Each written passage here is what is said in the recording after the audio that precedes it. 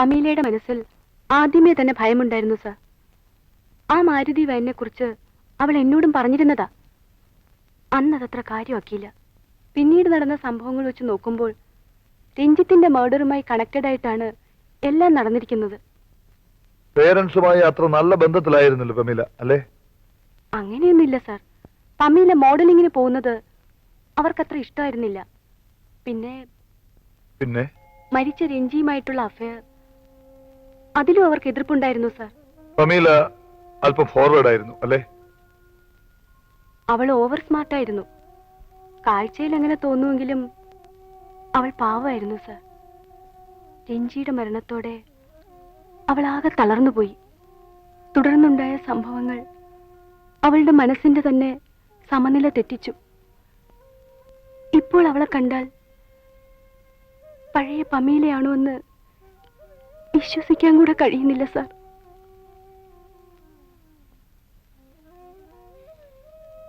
പമീലയ്ക്ക് വേറെ ബന്ധുക്കളാരുമില്ലേ? ഈ ലോകത്ത് സ്വന്തമെന്ന് പറയാൻ അവൾക്ക് ആരുമില്ല സർ. പിന്നെ ഒരു അങ്കിളും ആന്റിയും ഉണ്ട് ഫിലിപ്പീൻസിൽ.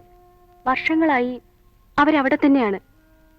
ഇപ്പൊ ഞങ്ങള് കുറെ ഫ്രണ്ട്സ് അല്ലാതെ ഇവിടെ അവൾക്ക് ആരുമില്ല. സാറ് വിചാരിച്ചാൽ മാത്രമേ ഈ കേസിന് എന്തെങ്കിലും തുമ്പുണ്ടാവുകയുള്ളൂ. ഹോസ്പിറ്റലിൽ കഴിയുന്ന പമീലയുടെ അസുഖം മാറി അവൾ നോർമൽ സ്റ്റേജിലായെങ്കിൽ മാത്രമേ പ്രതികളെ കുറിച്ച് എന്തെങ്കിലും എവിഡൻസ് കിട്ടുകയുള്ളൂ. ഒരാഴ്ച കൂടി കഴിഞ്ഞാൽ നോർമൽ സ്റ്റേജിലാകുമെന്നാണ് ഡോക്ടേഴ്സ് പറയുന്നത്. Hello sir. യെസ് സർ, ഞാൻ ഉടനെ വരാം. നിങ്ങൾ പൊയ്ക്കോളൂ.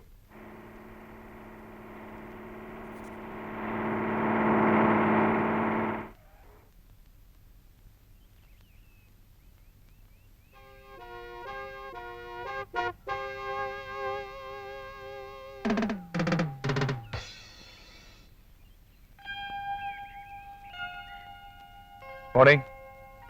Morning, Miss Pamela. How are you?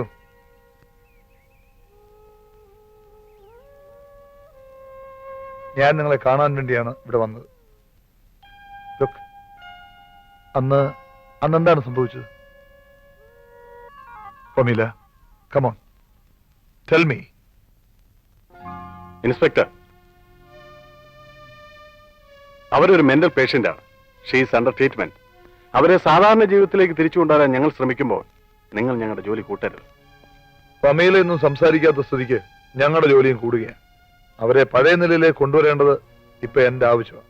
Mental patients എപ്പോഴും വളരെ സെൻസിറ്റീവ് ആയിരിക്കും. പമീലയാണെങ്കിൽ ഇപ്പോൾ ഒരു റിക്കവറി സ്റ്റേജിലാണ്. കഴിഞ്ഞുപോയ കാര്യങ്ങൾ ഓർമ്മിപ്പിച്ച് അവളുടെ മെന്റൽ ബാലൻസ് തകർക്കരുത്.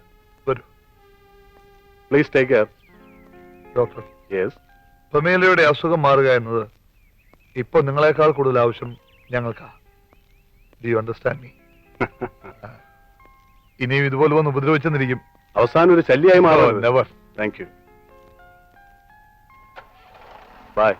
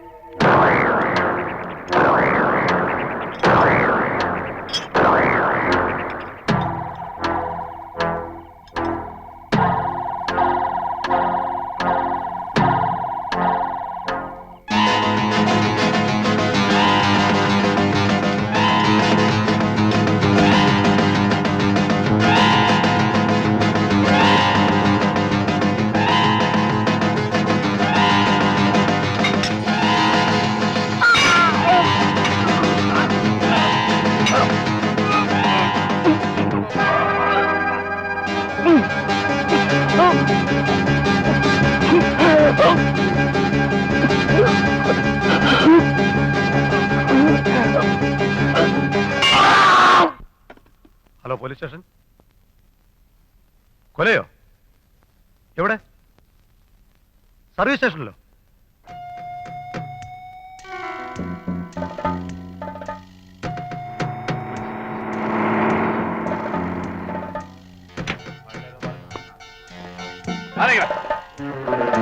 അങ്ങോട്ട് നീങ്ങിക്കടാ. എന്താ അവിടെ കാണാൻ? നീങ്ങല്ല അവിടെ.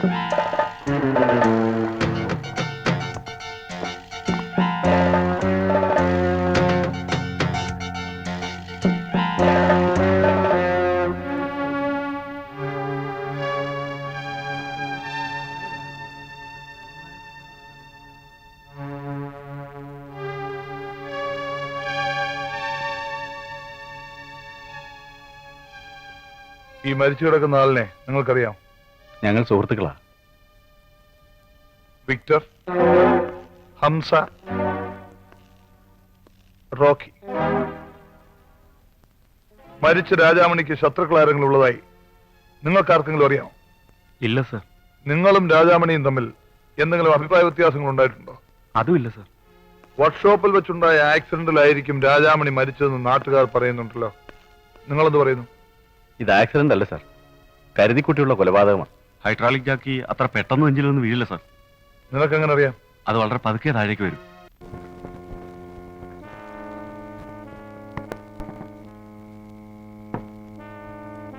നാട്ടുകാർ പറയുന്നത് വർക്ക്ഷോപ്പ് ജോലി കൊണ്ടിരുന്നപ്പോൾ അപകടം പറ്റി മരിച്ചാണെന്നാണ്. ഏയ്, അങ്ങനെ ആവാൻ വഴിയില്ല.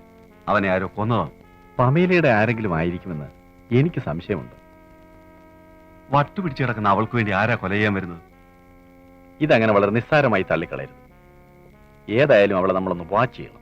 ആ എസ്ഐയുടെ ചില ചോദ്യങ്ങൾ കേട്ടില്ലേ? അയാൾക്ക് നമ്മുടെ പേരിൽ ബലമായ സംശയമുണ്ട്. അയാളെയും സൂക്ഷിക്കണം. സർവീസ് സ്റ്റേഷനിലെ ജോലിക്കാരനായ രാജാമണിയെ താൻ അറിയുമോ? ഇല്ല സാർ. അറിയില്ലടോ? ഇല്ല സാർ, രാജാമണി എന്നുള്ള പേര് തന്നെ ആദ്യമായിട്ട് കേൾക്കുക. ഡോ, തന്റെ വേഷം കെട്ടൊന്നും എന്റെ അടുത്ത് വേണ്ട. പമേലയുടെ വീട്ടിലെ കാർ സർവീസ് ചെയ്തിരുന്നത് അവിടെയല്ലായിരുന്നു? അല്ല സാർ. തീർച്ചയാണോ? അതെ.